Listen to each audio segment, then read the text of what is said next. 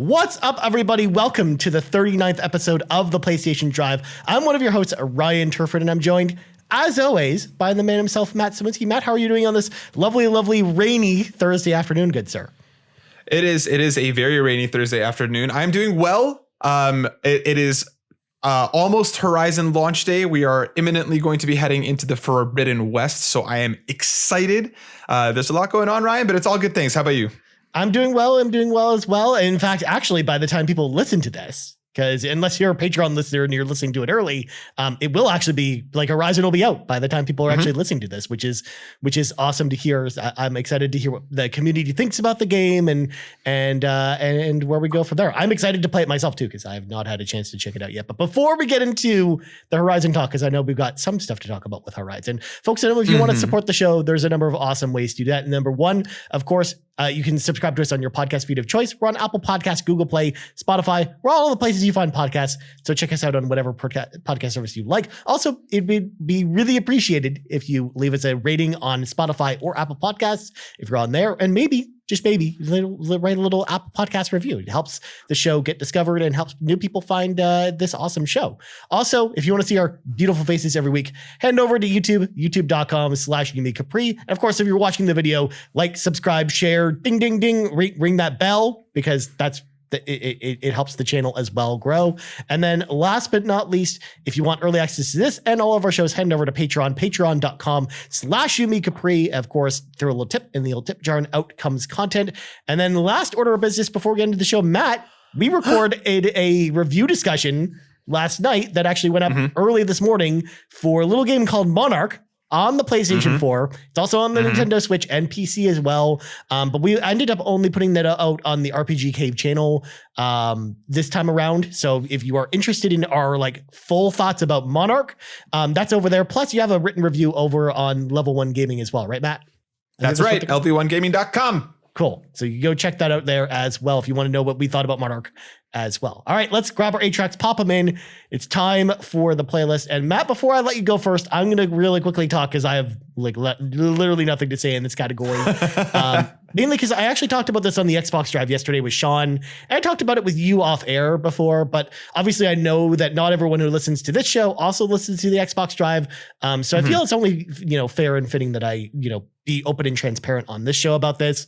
I'm currently in a bit of a, slump at the moment, or gaming funk at the moment, where I just can't get into games at the moment. Like I pick up a game, I play it maybe for 10 minutes and I just can't get into it regardless of what the game is.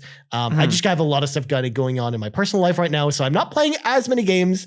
So at this point, besides Monarch, which we covered in the Monarch review. So again, if you want to learn more about that, go listen to that. I just don't really have anything to say about games. I was very tempted, Matt, in the playlist section to put, I played the Funimation app this week, because that's actually what I put.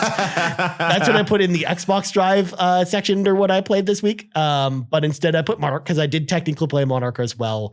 But for the most part, I'm not really playing too many games. I don't know how long I'm going to be kind of in this space. I just feel like I'm going to need the right game to kind of come along to kind of get me out of things. But for the foreseeable future on the show, there's a possibility where I might not have too much to say about new games. But Matt, go ahead and talk about what you've been playing, because I know you've got some exciting stuff you want to talk about.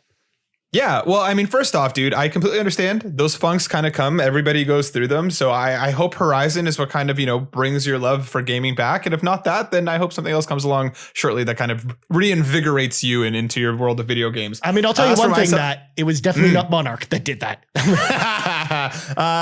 So wait, very, very quickly, what was your most watched show on Funimation over the last week? Let me at least ask that. I'm watching a lot of new stuff, and I'm not really binge watching any specific series, but the one I'm really getting into right now is My Dress Up Darling. I think that show is adorable. It's like a romance show about these two high schoolers, and it's all about cosplaying, which of course is a subject that I know a lot about because I used to cosplay a lot myself, but also I've dated a few people who have been really into cosplay as well. So I love that there's just a show out there that's like a romance show about cosplay. So I'm getting really into that show. Again, it's airing now. I actually am going to be reading the manga pretty soon. So I'm doing that. So that's the show I watched the most. I've also been watching a lot of old movies too. I've been watching a lot of the Universal horror movies, like the old ones from the 30s and stuff like that, as well as a bunch of other 80s movies, because that's just my jam. So yeah. And that's what I mean. I want to hear about that stuff anyway. So I'm glad that you're enjoying that. As for myself, yeah, we've talked at length about Monarch already. You can catch my video review over on youtube.com/BurnoutBrighter. You can watch our bonus level on the RPG Cave. You can catch my review at level1gaming.com. I'm not going to talk about it anymore. It is what it is. I was going to say, we talked about it for an hour and a half, Matt. Yeah, we probably don't have much more to say. Exactly. I hopped into Uncharted Lost Legacy. PlayStation was kind enough to send over the Legacy of Thieves collection. So thank you, PlayStation. So I ripped through the entirety of Lost Legacy yesterday. I just went through it in basically one sitting. That game, because you can beat that game in around 6 hours. Loved it. That's still top tier Uncharted. It's still one of the best ones in my opinion. So I'm excited to kind of hop into 4 and spend some time there as well. I'm still obsessed with Sifu. Haven't had as much time to play it over the last week, just because of things like Monarch and Uncharted. I've had to devote my time elsewhere. But yesterday, actually, right before we recorded the Monarch review, I hit this groove, and I got to the computer 2 minutes before we were supposed to record for Monarch, because I was like, oh my god, I have to do it. I got to the final boss for the first time, and he promptly beat my butt into the dirt. I barely touched him. He completely ransacked me. So I'm really excited to kind of jump back in and continue my quest to beat him. That game continues to be fantastic. I just love the combat flow. And there's a certain point where it's really, really frustrating. And then at a moment, everything just clicks. And at least it did for me. And now I'm kind of I understand how to play this game now. It's just now executing it properly. And I love it. Even just rerunning levels that I've already beaten just to try and get my age down to get into the next level at a younger state. It's so much fun. And a lot of the time I'm kind of okay, I understand what I did wrong in this situation. So yeah, I'm still loving Sifu. And I got my code for Horizon Forbidden West this morning. So I've spent a couple hours with it so far. So my early impressions are the game is absolutely beautiful. I'm having this real issue now where I can't decide which mode I want to play on, because the 30 frames per second, after just playing Uncharted at 60 frames per second and spending time with Monarch at 60 frames per second, the 30 frames per second mode, while it looks beautiful, my brain is now having trouble sitting at 30 frames per second. So I think I'm going to jump around between both that and the 60 frames per second mode, because that does drop the resolution and the kind of quality of the graphics a little bit. But I think I'm going to hop between the two of them for the next couple hours just to see where exactly I want to land and if there's a significant difference between the two in terms of its graphical quality. Combat feels great. I just took down kind of the first major boss, so I've pretty much gotten through the tutorial section, the opening of the game. It's like I said, it's beautiful. The combat's great. I liked the improved traversal already. I'm not getting stuck on as much of the world's geometry thus far. It is a very dense world so far, but yeah, I'm excited to kind of get into it and spend some more time with it. So I'll have updated thoughts on that next week. But yeah, so far it's good to be back, Ryan. And I'm hoping that this is going to be that Uncharted 1 to Uncharted 2 leap of quality, because while I liked Zero Dawn, I wasn't in love with it. And I want to be in love with Forbidden West, Ryan. I want to love it. Yeah, and definitely I think for as much as I also love Horizon, it wasn't a perfect game, at least the first one, but I did really like it. It was definitely my favorite game, one of my favorite games to come out that year. I mean, it was 2017, so there were just so many amazing games to choose from. I mean, it just wasn't kind of the default game for me personally, but it was a game I really enjoyed. I loved platinuming the game. I loved the DLC for it. So I am really excited for Forbidden West to kind of, find out more about it. Also, I know that Sean also received a code for it and he's also playing. So I think you and him are probably going to be talking about it in an extra mile in the future. So look out for that. We'll probably have more details about that kind of at a later date, but just know that we have a couple people on the job at this point. Even if I'm, not able to take on the task, I'm glad we've got two capable people. Plus, actually, I think Sean's going to bring a good viewpoint as well, because he's playing on PlayStation 4 Pro. So I'm actually really, really interested to hear his thoughts about kind of the differences between that and the PlayStation 5 version. And also, so I wanted to touch on something that you talked about between kind of bouncing between quality mode and performance mode. Because for someone like me, I usually always turn on the performance mode in almost every game by default, because I just love 60 frames per second experience buses. But the last time I really can remember a game where I intentionally left quality mode on for was Guardians of the Galaxy, because for whatever reason, I didn't feel like the performance mode really added to the combat and the game versus how much you were losing in the quality mode, especially because there was just so much talking and dialogue in that game and exploration that it didn't matter to me that it didn't run at 30 frames per second, whereas a game like Horizon, because it is, I think you're just intrinsically probably doing more action in that game. I think it probably matters more that performance mode's probably better. But again, I like your approach to it, where you're switching between the two to kind of find like what your happy medium is, or where you kind of prefer the game to be set at. Yeah. Because like I think it was Digital Foundry that put up like an article saying that like they actually recommend playing at the 30 frames per second mode, just because like there is apparently like a bit of a significant differences between the graphical quality between the two modes. So like I want to spend some time hopping between the two, but yeah, like I used to never care about frames, and now that with the PS5, I've gotten so spoiled with the 60 frames per second stuff that I'm kind of like, now I can see the difference. Before it wasn't as noticeable, but now that I spent so much time with games in 60 frames per second, it's kind of hard for me to go back, which is a very like spoiled take, but like I'll find my spot. Yeah, it sounds like you had kind of the same moment I had when I got a PlayStation 4 Pro, where again, like that's when we first started to see a lot of games having these performance modes. Like even something like, playing Rise of the Tomb Raider, which was one of the big like PlayStation 4 Pro enabled games, like kind of when that console launched, that had a 60 frames per second mode, and just how much that changed that game for the better. I think really goes a long way with a lot of this stuff. But real quick before we move on to the breaking news, I'm actually going to bring in a question from the audience. This comes to us from Seamus McIsaac at Famous Seamus. He is the most famous of all the Seamuses. And he asked the question, with Horizon Forbidden West almost here, I thought I might as well ask, what are you guys most looking forward to the most in the new game? So Matt, you're already playing it. You've kind of already given an idea to this. So I think you probably answered this already. Whereas for me, what I'm just looking forward to the most is just being back in this world again. Again, it's been 5 years since the last game, and I haven't replayed it or anything like that. Like I basically played it in 2017, platinumed it, and when the DLC came out, and then never went back to it. So I'm just excited to see these characters in this world again. Even though I think we talked about it on the show before, but I think that just a lot of the characters in Horizon Zero Dawn just aren't super memorable besides Aloy. So there aren't really a lot of characters that I'm like remembering in my head besides Aloy going back to it. So I don't know how many familiar faces I'm looking forward to seeing it again. But just the improvements to the traversal, as far as it not being, very like specific areas you have to climb up, and it being more like free roaming traversal, I'm excited about. And then I'm just excited to see what they do with the story and the different places we get to explore this time around, because we're not going to be in the same areas in the first game. So I think there's a lot that I'm actually pretty excited about with this one, but it's mostly just diving back into this world again. I'm actually excited just to do that more than anything, because I loved the world from the first game.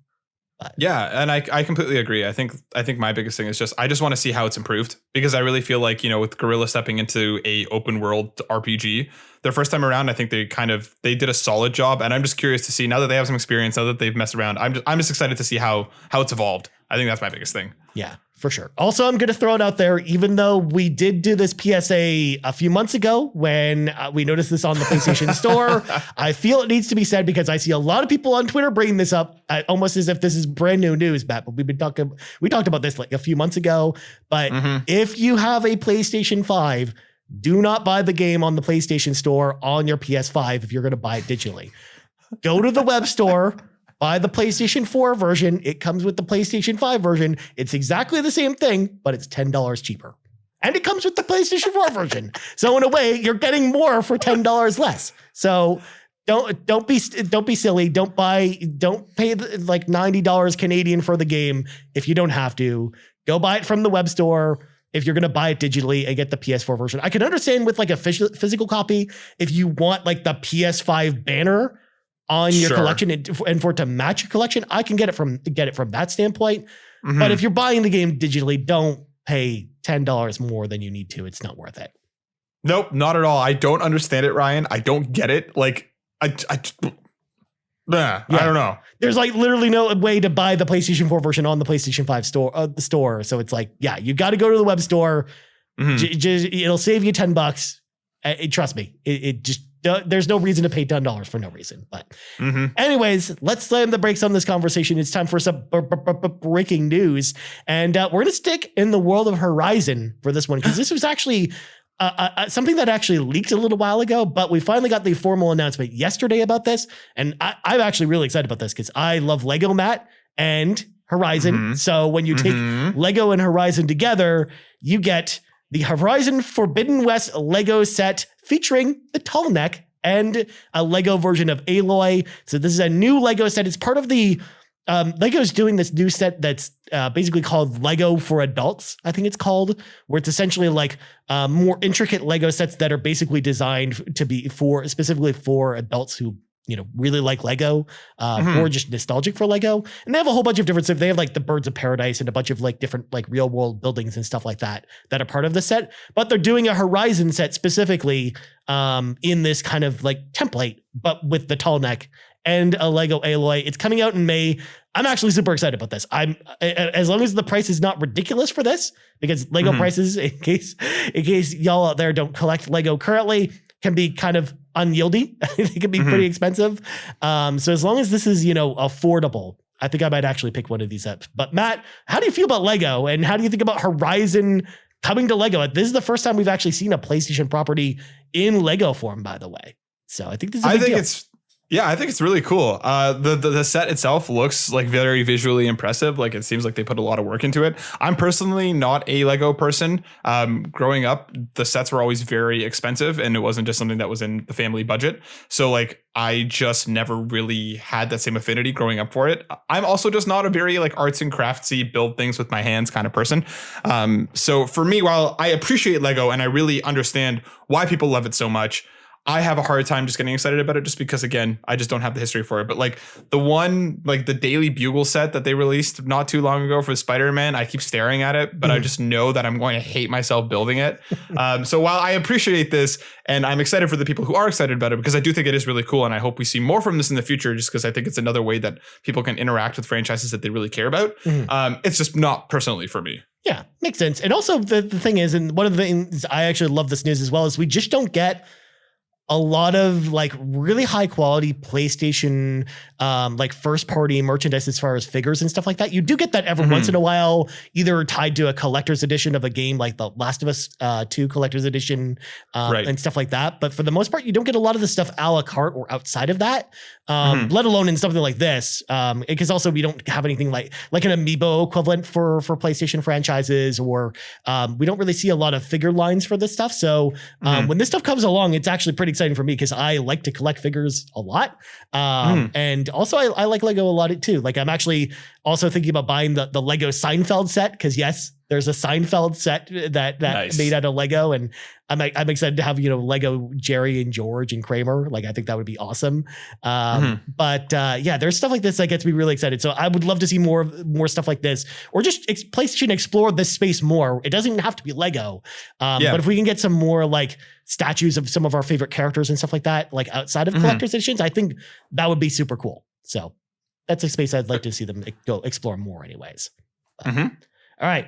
Next up, normally we don't talk about review scores or aggregate scores on the show for things that get released, but Matt, we had to talk about this one because number one, like a lot of times we don't usually talk about this type of thing on the show, because 9 times out of 10, we're going to end up reviewing it ourselves, or we're going to give our impressions and stuff like that. Whereas I don't know if we're ever going to talk about the Uncharted movie on this show, Matt, because I don't know if either of us are ever going to go see it. Maybe you might. Who knows? But I'm definitely not. So the reviews are in for the Uncharted movie. It's currently sitting at about 40% on Rotten Tomatoes by the time we're actually recording this show. And reviews are kind of just all over the place for this. First of all, I know a bunch of our friends in kind of the gaming sphere were invited to a premiere in Toronto a couple days ago to go check it out. And I saw a lot of their impressions on Twitter. A lot of them were fairly positive, but there are obviously some complaints. And just reading over a lot of the reviews and a lot of the takes on this, it sounds like Tom Holland's actually pretty good as Nathan Drake in the movie. He just like he grows into the character more, because it is more of an origin story versus him like starting out as the character we know and love. But apparently Mark Wahlberg is not very good as Sully from what I'm reading and hearing from a lot of our friends. But Matt, what do you think about Uncharted's kind of lowish review percentage on Rotten Tomatoes? I'm not surprised, and I can't really understand why anybody would be. Like, forget the fact that this is like another video game adaptation, which we know can be very, very, very hit or miss, much more on the miss side. We know just like the development hell that this movie went through leading up to its release, between, Mark Wahlberg at one point being Nathan Drake and just everything that happened with this movie. I'm not surprised that it's not reviewing well.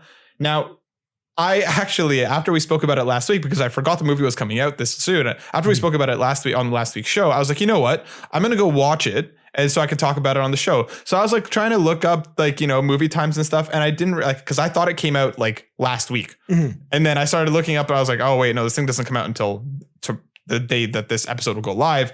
I still plan to go see it. I'm going to try and sneak in over the weekend and see, just, I'm curious. And like some reviewers that I really respect and trust, like Kate from But Why Though, said she really enjoyed it. Like, my expectations for it are to be this big, dumb action movie that's just another treasure hunt, which like I haven't watched a movie like that in a while. I'm kind of in the mood for just like a fun, kind of mindless thing to watch.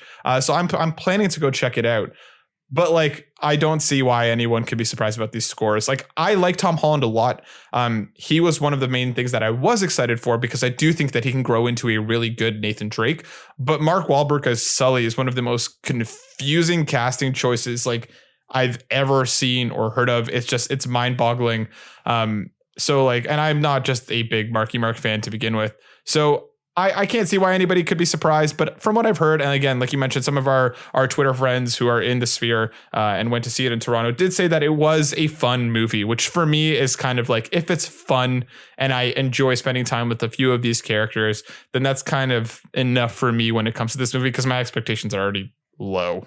Yeah, that makes perfect sense. And especially when you consider the source material too, and how it's for the most part trying to be, other big movie franchises in the game scene sphere, like, it's more based off stuff like, National Treasure or Indiana Jones and stuff like that. Like, it's no wonder that a Hollywood adaptation might feel a little bit weird for people that are maybe not familiar with the source material with Uncharted, because then at that point, it probably almost feels like a ripoff of that stuff, but not in the same way that it's refreshing in the world of games. Because in the world of movies, it's evaluated a little bit differently. So, and yeah, like I think that actually holds a lot of weight as far as, what our gaming friends feel about it, like people who know Uncharted, who have played Uncharted, and how they feel about it, because that's probably going to be closer to how we'll probably feel about it when we actually watch it. Whereas for me, it's just like, I'm not going to want to brave the movie theaters in our current climate. Even though I know we just had them open up here in Ontario, I'm not rushing out to theaters to see anything right now. So it's going to be a very long time before I end up watching this,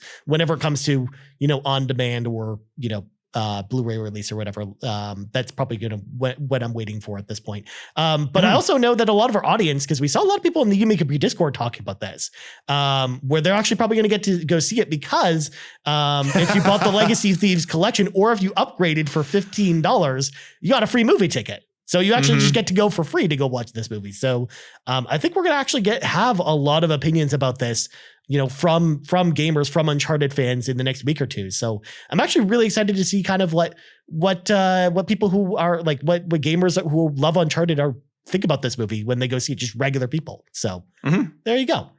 All right. Next news story. This is going to be the theme of this week, Matt, with countdown clocks on websites. So this one went up this morning, and I had to throw this on the dock here because I'm excited about this. ATLUS have put up a countdown clock on the Soul Hackers website, which usually houses info for the Devil Summoner Shin Megami Tensei spin-off series. The countdown timer ends on February 21st. I believe it's sometime just early in the morning, because it's like noon Japan time, I believe, when the countdown timer comes up. But basically, for those that don't know, the Devil Summoner series is essentially a tactical strategy series spinoff from Shin Megami Tensei. So it uses a lot of the same Shin Megami Tensei mechanics, and you're basically building up this like army of demons essentially to kind of progress through the game. But it's more of a strategy RPG element versus like a typical turn-based Shin Megami Tensei game. The last few Devil Summoner games only came out on Nintendo platforms because they were 3DS games. So whatever this announcement might be, I mean, it might come to PlayStation, it might not, but I wanted to include it on the show just in case it does, because these games did originate on PlayStation 2. So there is some PlayStation lineage to this. It just happened to be most of the Shin Megami Tensei games were going towards, the 3DS during the 3DS era. So that's the reason why we weren't getting a lot of these games on PlayStation. So Matt, first of all, number one, because we should lock in our predictions about this now. Do we think this prediction comes to PlayStation at all, or do we think it's Nintendo exclusive? And two, what do you think this is? I don't know anything about the Devil Summoner Shin Megami Tensei spinoff. This is news to me in terms of what this product could be. I'm excited to learn more about it. I love a good strategy RPG. I love a lot of what SMT does with its world, and it's kind of like the vibe from it. So I'm very curious to see what this is going to be. As to what this is, I saw some people, theorizing that this could be like an HD remake because there was apparently one that was done, but it only came out in Japan. So like I imagine that it might be something along those lines. I don't know if we'll see like a new entry, especially because like I'd imagine that if it is a new entry and it is Switch exclusive, I don't know why we wouldn't have seen it at the Nintendo Direct that just happened literally like a week ago. Why would they wait another 2 weeks just to make a one-off announcement? So this to me smells more of like a remake or something along those lines. As to whether it's going to come to anything outside of Switch, I don't know. I hope so. I like a good strategy RPG on the go. I like it kind of living on the Switch. But yeah, I'm excited to learn more about this because I'm just curious to see what it is. Yeah, same here. Like, I actually agree with you. I think it is probably a remake rather than a full game. And actually, I think the main reason I also wanted to include it as a story on this show is because we didn't hear about this during the Nintendo Direct. I actually think it is more likely to be across PlayStation and Nintendo versus just being a Nintendo exclusive. So, I think it's probably a remake of one of the older games. And I will lock in. I'm predicting it will come to PlayStation and Nintendo. In fact, it'll probably only be locked to Nintendo if Nintendo is involved with publishing the game or is, financing the game in some way. That's just kind of my prediction anyways. But are you also in the same cat, Matt? Because I want to lock in your prediction because we're obviously talk about this next week. Yeah, I think you're right. I think that maybe that's exactly why we didn't see it specifically at the Nintendo Direct. Maybe that there is some, not maybe specifically exclusivity deals, but maybe like, costumes and stuff that might be locked to certain platforms, which is why we might be seeing this outside of that. I think PlayStation and Switch is probably a good bet. I would also possibly toss in PC because there are stuff like rumors and stuff talking about how SMT5 was rumored to be coming to, PC. So, and I know Atlus wants to kind of push more into that space because of the success that they have seen there. So I would also possibly asterisks on like a PC version as well. But I think PlayStation and Steam is probably a solid. PlayStation and Switch is probably a solid bet. Yeah, and plus it kind of follows the model that we saw with Persona 4 Arena Ultimax, which is coming out next month, which is coming to Switch, PS4, and PC. So day and date for all three. So I would imagine it's probably something similar. Again, also coming from Atlus. But I guess we'll know by the time we record next week's show. So if it is PlayStation rated, we'll talk about it here. And if it's announced just for Switch, I will mention it on the show and the fact that we're both wrong, and I'll be satisfied. Well, speaking of countdown clocks, Matt, Capcom has put up a mysterious countdown clock on their own website that's set to expire on Sunday, February 20th at midnight Eastern Standard Time. Because again, this is mostly it's like noon Japan time essentially, which is why they're doing it this way. But now it's time for us to predict and kind of lock in our predictions. What do we think this countdown clock is counting down to? Matt, I'll start with you. I think this has to be the Resident Evil 4 remake. It's too soon for a new mainline entry. We just got Village last year. There's no way that they're going to turn around and start teasing, a full new Resident Evil.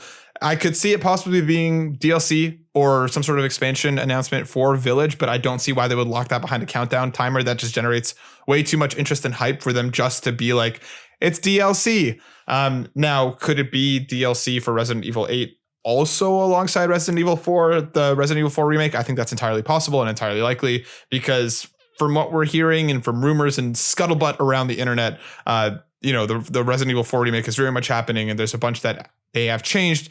So this to me is what makes the most sense for it. I don't really know what else it could be. I don't see it being another spinoff or anything along those lines. But Ryan, where are you at on this? Yeah, I mean, it could be Resident Evil 4. I mean, in fact, I think it's like, and I talked about this on the Xbox Drive yesterday, so folks who listen to that show know where I'm going with this.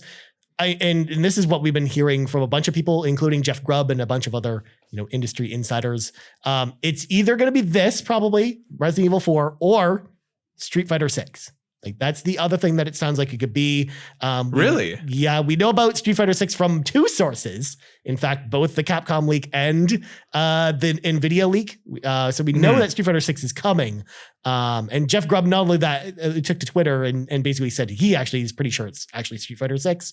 So I'm actually sure it's going to be one of the two. I think it's going to be Resident Evil 4 or Street Fighter. Yesterday on the Xbox Drive, I actually said it would be Street Fighter 6 because Sean said it would be Resident Evil 4. So I wanted to make sure it would be like the counterbalance, because obviously it's no fun if we're both correct, Matt. So I'm going to do the same thing here. Since you also said it would be Resident Evil 4, I will say for the show's sake that this is going to be Street Fighter 6, to be contrarian, because I only want one of us to be right, Matt. And I just want myself to be the true champion and not you, Matt. I understand. Yeah, I get it. But if you were to ask me personally what I think it is, I actually think it's actually more likely to be Resident Evil 4 because of the font they're using on the countdown. Yeah. If that plays into it, combined with the clock, because the clock was actually part of like the menu in Resident Evil 4.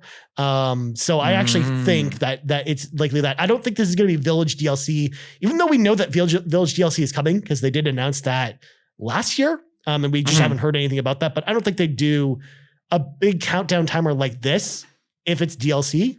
Exactly.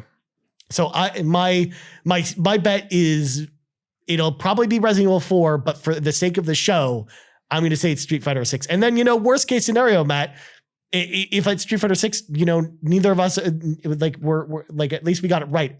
We covered our bases. Exactly. We're right as a show. Yeah. At that point. Exactly. So the real answer is we'll both be surprised when it's actually a Mega Man Battle Network collection, and then we'll be. Oh my God, Ryan! Ryan! I'm sorry to give you hope, Matt.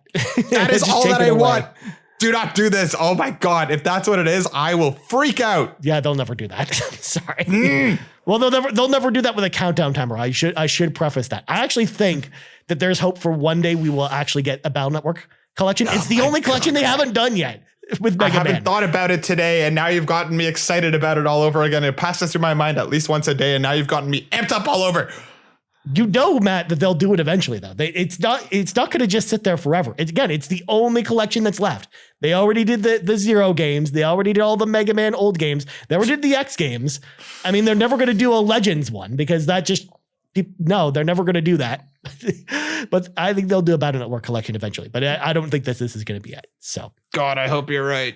All right. And then last news story this week. Cyberpunk 2077's PS5 patch 1.5 is now live. It's now actually a completely new version of the game because it's now a PS5 game additionally. There will also be a 5-hour full game trial of the game that's available between now and March 15th. So if you're interested in checking out this new version, you can try out the trial, and then I believe your save just carries over. Because again, you're just downloading the full game, and then it just unlocks the full game if you decide to purchase it, essentially. Yep. And then, of course, the game is on sale right now. I wanted to point that out as well for $29.99 Canadian. So if you like the trial and you think it's improved enough, then you can just pick up the game on sale, which will probably be the cheapest that it's going to be for a while. Because whenever there's like a new re-release like this, a lot of times it's going to be a while again before it's back on sale again. So if you're going to pick it up, now is probably the time to do it. But Matt, Cyberpunk is back. Can you believe it? What do you think? What do you think about this news? Why now? Why now? Because like a lot of the reactions that I'm seeing from, Reddit and from Twitter, people do seem generally pretty positive about what they've done to the game. And a lot of people are saying that this is what it should have been at launch. So like I played through the entirety of Cyberpunk 2077 at launch in that buggy disaster of a mess. And I actually quite enjoyed it. So I'm curious. I actually do want to go back and dive back in to maybe do another playthrough to see, to make different choices, to see how the world's changed and how it's evolved, and just how, the quality of life updates that they've obviously done to make this game what it maybe should have been at the beginning. Whether it's what was promised or not is a whole different conversation, but I do like the fact that they're pushing into this.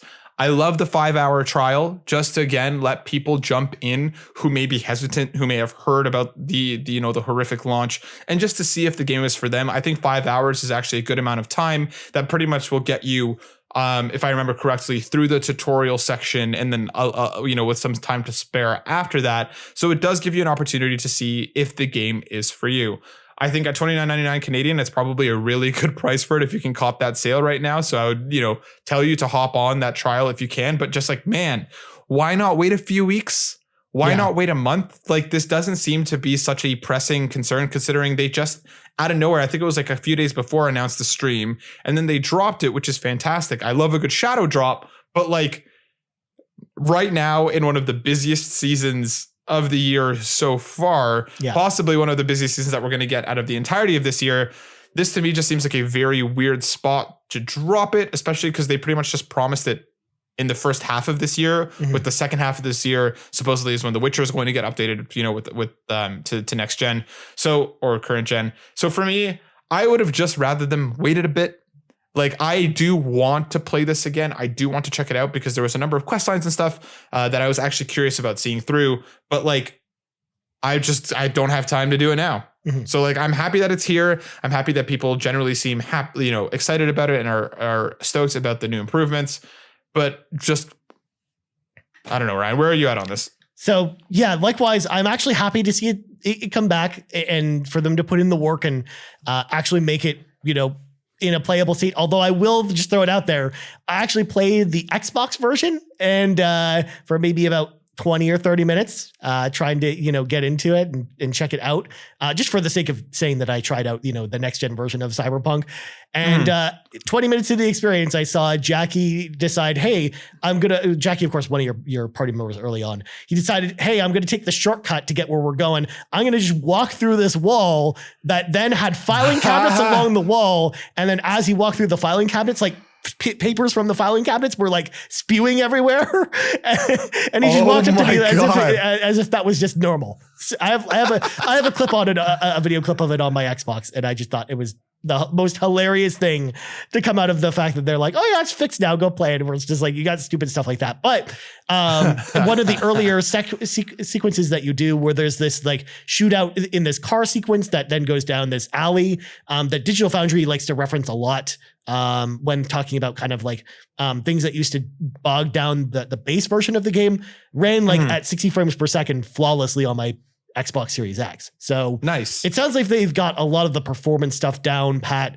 Maybe not all the glitches, but at least like something like that didn't break the game or anything like that. It's just funny and stupid. Funny, yeah. But it's just one of those things where it's like, yeah, there's only so much you could do about that. But yeah, as far as why now, I think it was just one of those things where because this season is so busy, especially after the Nintendo Direct last week, where I think actually when I was looking at the Yumi and Capri calendar that we build on our end to kind of plan out our reviews and conversations, there's more games in March than there are in February. So now after the Nintendo Direct. So I actually think next month is even busier than this one. So I just don't think there's really a good window for this at this point. So you asked the question, Matt, why now? And I think the answer is there just wasn't really a better time in the first little bit of the year. So they just decided it almost didn't matter where they dropped it.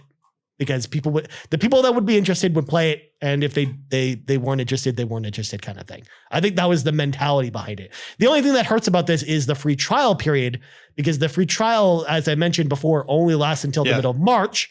So if you're not able to get to the free trial now because you're playing Horizon or Elden Ring or Gran Turismo or Dying Light 2, like, you're not going to get to it in that time probably. So that's the only thing that hurts about this.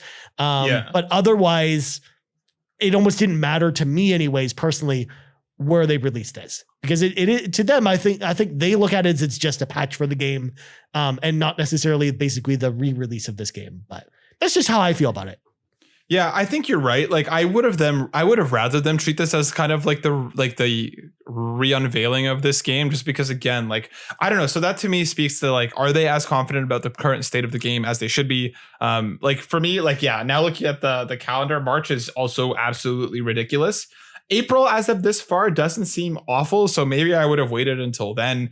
But like you said, I kind of wish that the free trial was kind of indefinite. I kind of wish that they didn't just lock it out, because like really 5 hours of Cyberpunk 2077, nobody's going to be able to do outside of that 5 hours. They're not going to be able to anywhere come close to finishing the game or anything else. So I kind of wish that they left this free trial intact as almost like a way of being like, sorry, the game was broken, but if you want to try it now, here it is, even if the sale were to end. Mm-hmm. So yeah, I agree with you. I wish that kind of stayed in perpetuity just to like give people an opportunity to try it out. But yeah, I don't know. Maybe you're right in terms of the timing, but yeah, it's just, oh God, Ryan, this year is going to be a ride. I mean, just to throw it out there, Matt, after the Nintendo Direct, March 25th is going to be one of those days where like February 25th looked like it was going to be for a while because we've got Tiny Tina's Wonderlands and Ghostwire Tokyo and Kirby on the same day. So it's just going to be like next month or even Triangle Strategy and Gran Turismo coming the same day. I'm just like, come on, guys. What are we doing here? So listen, March 25th doesn't even matter because the game of the year is coming out 1 week before with Strangers of Paradise, Final Fantasy Origin. We're going to kill chaos. Be playing, and nobody's going to be playing anything else but Strangers of Paradise. So, I mean, who cares what comes after that? Don't forget about Game over. Don't forget about the excellent Babylon's Fall that also comes out next month, Matt. Also from Square Enix, and also what is that? That's the Platinum Games live service game that looks real bad. No, I don't know what you're talking about. Okay, well, we'll talk about it later. All right. Before we finish the show, of course, we got a question from the carpool, so let's get to that before we end the show. And this one, I literally have nothing to say about this because this is a VR game, so I'm going to defer to Matt, our VR expert, about this one. This comes to us from Half Thumb on the Discord, who asked the question for the show: Zenith, the VR MMORPG, is out now. Will you guys be giving it a look for the show? So I've talked about this before, Half Thumb, on the show. I just can't do VR stuff. I don't have a VR headset, and I get really motion sick with VR stuff. So this is definitely not for me, as much as I love MMOs. I will not be checking this one out. But Matt, what do you have to say about this one? Yeah, Zenith has actually been on my radar for a little bit, and I am curious to check it out because a lot of the reactions that I'm seeing to it are largely very positive, and it does seem to be like a genuinely good MMO in VR would be the kind of, a little add-on point that I would put. People seem to be pretty happy with it. I do plan to check it out at some point, again, just with how busy things are right now. I don't know when that will be.